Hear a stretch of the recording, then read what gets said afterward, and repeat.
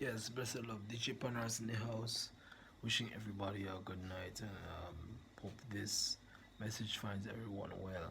Um, I didn't plan for this, but I was just reflecting, and it's one of those nights where you kind of feel a certain sort of manifestation and reflecting on life and just trying to keep a balance of moving on from the past and into the future. And I think this was the opportune time to tell a story, or my story rather, of certain things where some of my friends and colleagues and family have not experienced along the way. Because I say it in that sense because a lot of what I experience meeting new people and being knowing people for like 10, 20 years or whatever, some people have never experienced certain parts of me.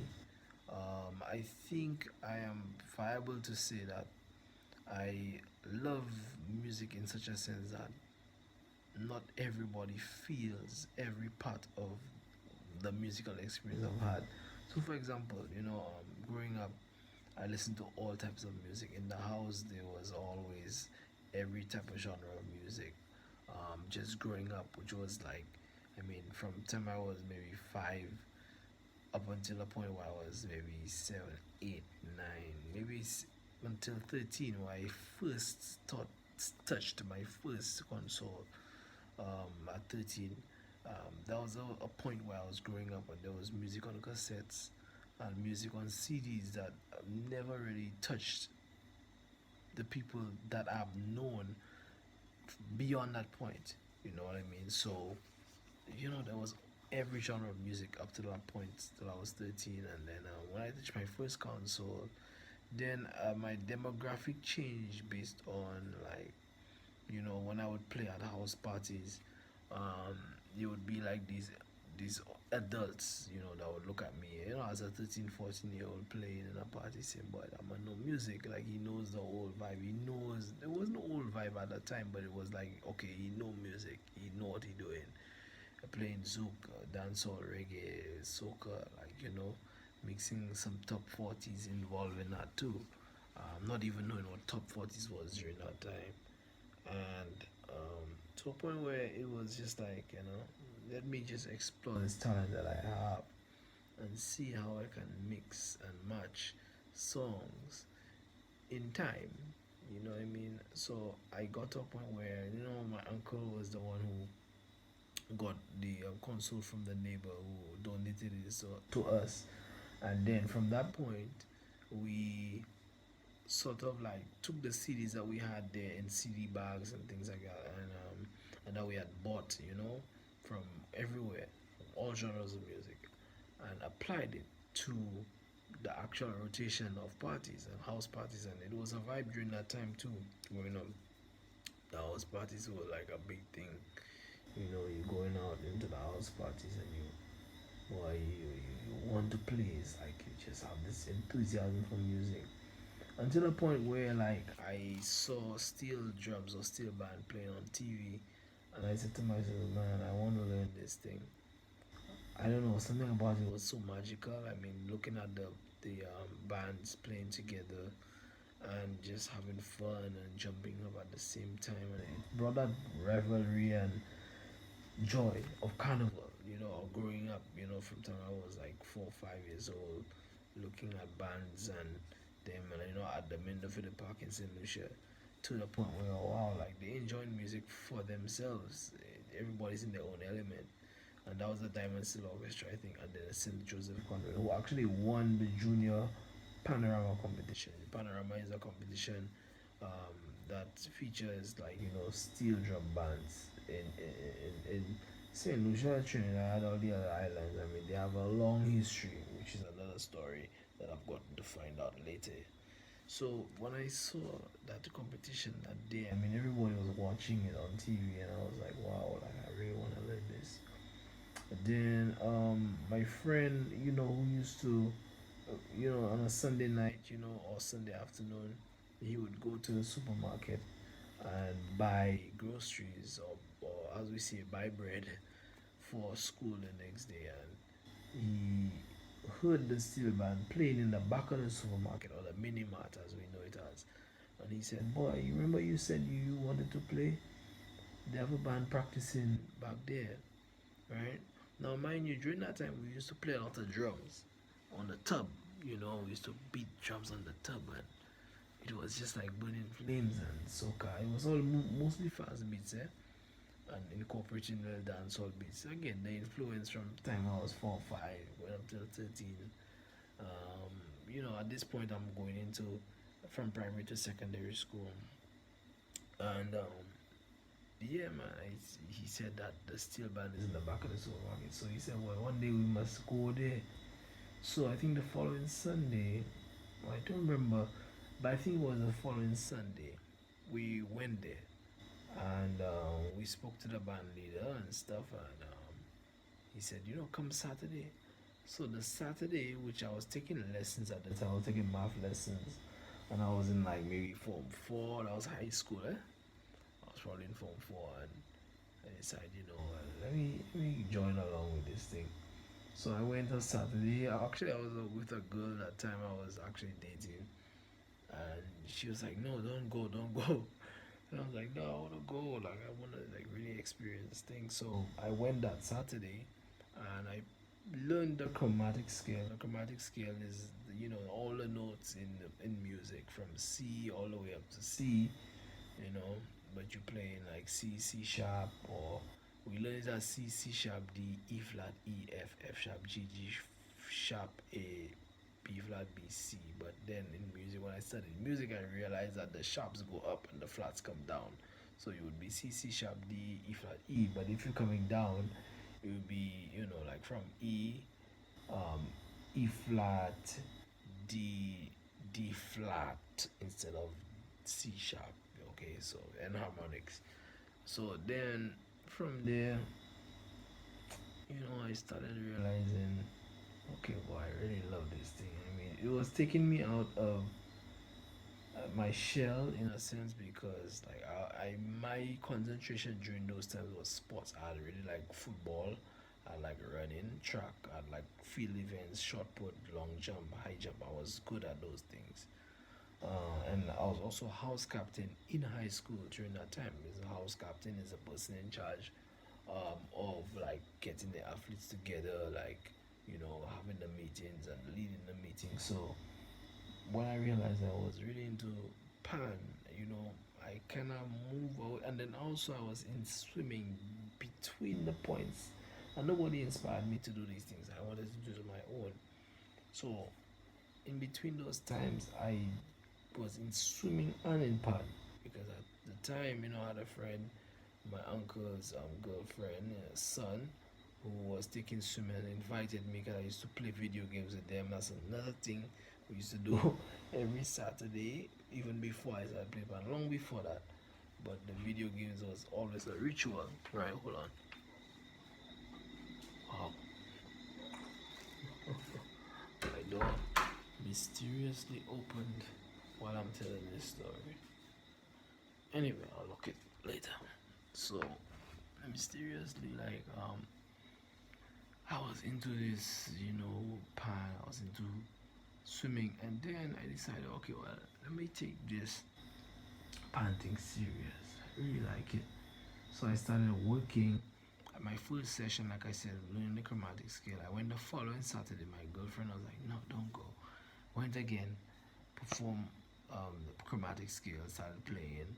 I think I learned all the notes. Then I stayed back even after everybody went home. I decided to stay back because the leader, Zorro, I think had practice afterwards. So I think I stayed back for a little bit, and then the junior, the guys that was younger than me, I was going to St. Mary's College, the twins, Ross Rosen and Akim, would be there, and well, Akim wasn't really there. I think it was Ross and Rosen, and I would just learn whatever song that they were practicing, and I think it continued on a Tuesday night when, boy, it was a thing, because we used to walk from home. The Panyard was probably about 15 minutes walking, 15, 20 minutes walking. It was a vibe, man. I mean, during the times everybody was on the same plane, meaning like they were, of course, the adults going to work, but then those in my generation, you know, wasn't really looking for trouble. They was really like interested in like learning something. And of course, you would get those, of course, that would want to get in trouble. But for my generation, as far as I remember, most of us was trying to learn something during that time because when you were going to school, you had to make something of yourself. And I say that in that sense because during this time now, as we live in, like many children don't get involved in wanting to learn something. And inspiring the new generation is hard because it's like they're lazy and all kind of thing. But anyway, we'll get into that. So, fast forward, I went on the Tuesday night to practice, and Ross Rose and Akim was there, the same three guys I just mentioned. And young boys younger than me, man, they're going to St. Mary's College and coming straight from primary school to St. Mary's College. And that friend that showed me um, where the panyard was on that Sunday when he went to buy bread, quote unquote, was there as well. He didn't continue for too long. I think he played 2 years of Panorama. But the Tuesdays was like, this is the senior side. You have 1/6 bass, a cello, um, a double tenor, a drummer, and maybe 2 3 tenor pants, a double tenor as well. R.I.P. the late Bernard, you know, decided to take it up serious. I wanted to just continue with this passion I had, man, because music was just life for me throughout the 5 year old period to 13 years old. Just touched my first console, DJing. It was just a vibe. So the Tuesdays was like a preparation to get into the hotels. So got into the hotels, and boy, let me tell you, it was just an experience like no other. You get to realize that there are two sides of the band. There is the stage side band, which performs at the hotels. You perform different hotels, weddings, anniversaries, whatever the case is, events. You competed against other steel bands and stuff. And then you had the actual big band, which was Quartz Barbano Steel Orchestra, which was a different arranger from Zorro. Zorro was the steel side arranger, and Alison Mackey was the steel band arranger. Just let me just mention quickly, the late Bernard was instrumental in me starting to learn the pan because when I begged him for many weeks to actually learn, during the time my friend went to buy the bread, I decided, well, okay, since Bernard was giving me a hard time, always getting to tell me, come next week, I'll find out for you, come next week, just go there, whatever, whatever. Um, you know, he was instrumental in me just having to really want to go. I really miss him because I wish I could mention that to him now. But yeah, I mean, the hotel thing brought me close to music because then again, all the DJ experience. And then the songs we were learning, like it was from the same CDs that I heard home. I was like, wow, I didn't know we could play that type of song. I thought only we could only play calypso, but in reggae and stuff. And then in the midst when we had the big band practice during Panorama for Carnival, coming across the other bands and some of the sister members of the band or brother members of the band, North Stars coming to our yard and Ivan the tuner coming to tune the pants for us. It was like a experience for me because seeing how pan was made and like tune and things like that. They would take a whole day to do this, and you had to be silent. You couldn't touch the pan.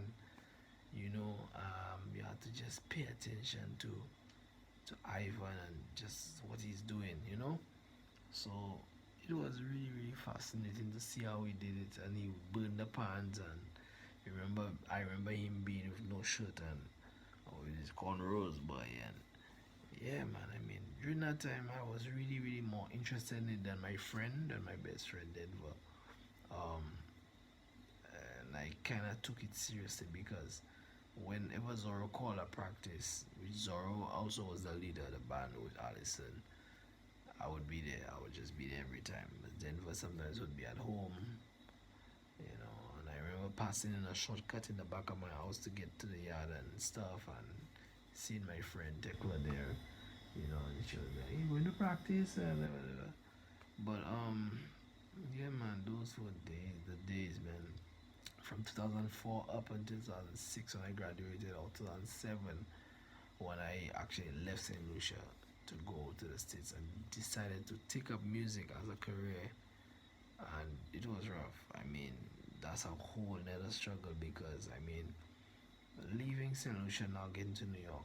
Now, I never lived amongst my father and mother for an extended period of time, but this was the first time I actually decided to leave and go and study. So I was around my dad, and my dad was not really forthcoming of my career as in terms of he was a supportive person, but not in terms of understanding what I wanted to achieve. So for me going forward, it was a little tough because he was into music as well, but the environment that I stayed in, it wasn't conducive of having your own space. So I decided, sometimes I'll go by my mom. I would have more space. I'll have the garage to practice, and then, well, not to practice really because I didn't have an instrument that time. But my sister had a piano, so I would often touch it up and stuff like that. And there's a picture of me as a baby touching that piano as well.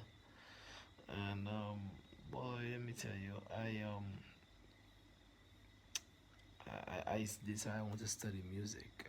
I went to a community college, QCC, Queensborough Community College, and I took up my 2 year degree, associates. I signed up for that, and I remember dropping an arranging class because I wanted to arrange music, being that I wanted to emulate Allison, who was the big band arranger, right? But I dropped a music production class, which I thought was going to be an arranging class, which was going to deal with music notation because I had a notation software I got from, Big Up Coco, he had given me a CD of a notation, and I learned how to use it and compose my own little songs or arrangements. So I wanted to take up that course. So since I see that class wasn't about that, I decided to drop it. And I mean, I got to the end of my 2 years. I thought I was gonna get my associates. Then they said to me I had to stay another 2 years and fulfill the degree. I was like, nah, fuck that. So I decided, well, what I'll do, I'll just continue in terms of trying to pursue another avenue. So since they wanted me to stay another year, I decided to transfer my credits and take up jazz studies. So I didn't purposely wanted to do that, but that's what it was. It was a bachelor's of science in jazz studies. Took up that, and another rough 2 years. I mean, meeting friends, you meeting new people. You're out of St. Lucia now. You're out of New York, where you are meeting a new set of friends. Now you're in Florida. You meet a new set of friends. You meet a new set of faculty. You're in a whole different lifestyle. You're back to kind of the Caribbean, but you're in a diverse New York kind of Caribbean setting. So decided, well, boy, let me see what I can do. Did my 2 years bachelor's degree and got my degree finally for the first time, and decided to continue in terms of finding work. But it was tough because I had a loan, of course, to pay for, but then again I also had to manage myself without having family as I would be used to having in St. Lucia, and it was rough. Up to this day, it is rough still, because you had to pay back a loan. And yeah, but I just proceeded with that, and I said, let me try and find work and what I can do. I remember my mom asking me one day, but what did you go to school for? And it hit me when she asked me that because at the time I didn't know what I was going for. I knew that I wanted to study music. I knew I wanted to get a degree in music, but I didn't know what I wanted to do with it. So when she asked me that, I was like, wow, mommy asked me that, and it hit me as to my decision making from that point. And I decided, you know what, yeah, I thought about it many times, and then I said, you know what I'll do, I'll try to see if I get an education degree, which would help me be a musician and a music educator, a teacher, whatever. So I started finding the ropes, and the ropes wasn't easy. It was hard, hard, hard. And when I moved back to Florida, no family, got a car, had to pay the loan on the car, which was a used car, and it was worth less than what I paid for it. And she repossessed everything years later, man. I stayed for about 3, 4 years with that car. They repossessed it, but I was determined. So I decided, well, I'll try to start a pan program at the college I went to for my bachelor's. And they entertained it, and I started. It was not really a program that was there, but it was just practice, and I would get paid for coming to the school, and um, being that I went from that to going back to New York and going back to Florida, back to New York, back to Florida. Um, I had a car, and then I remember having to pay garage insurance, and it just took me out, man.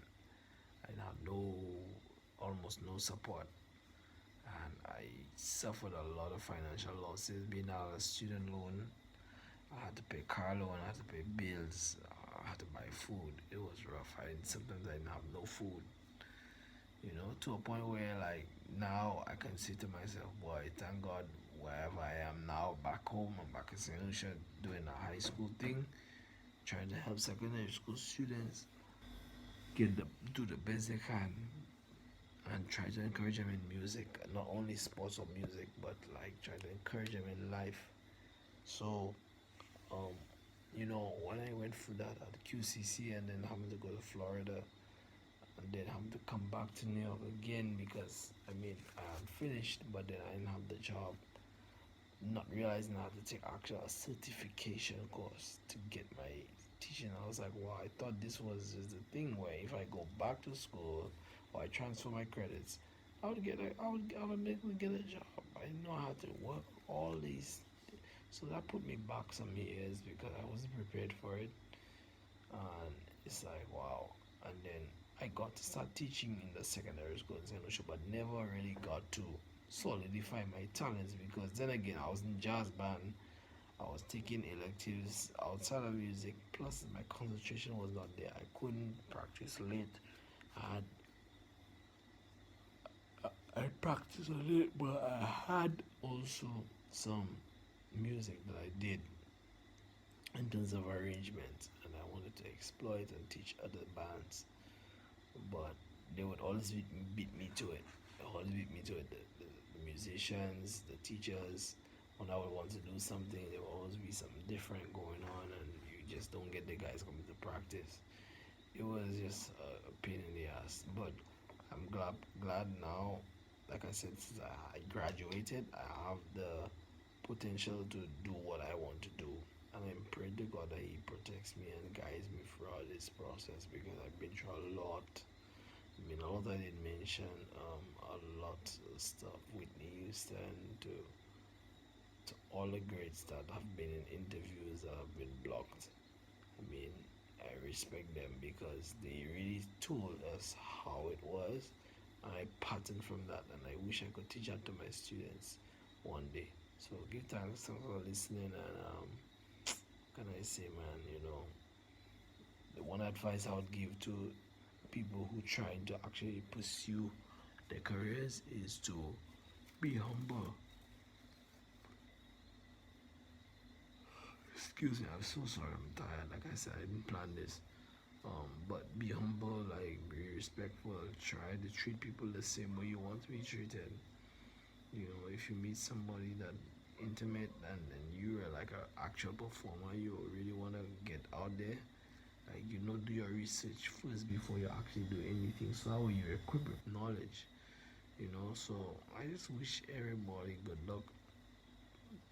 Thank you for listening. Let me know if you got to the end, and I appreciate you. I appreciate for all your subscribing and all the support you have given, and I really appreciate it. I read it almost every day on both of my channels, so I give thanks. All right. So peace and love. DJ Panras signing out. Be kind to others and do unto others as you would like them to do unto you. All right. So DJ Panras signing out. Give thanks again once again, and yeah. I love all of you guys, man. Respect. Yeah, man.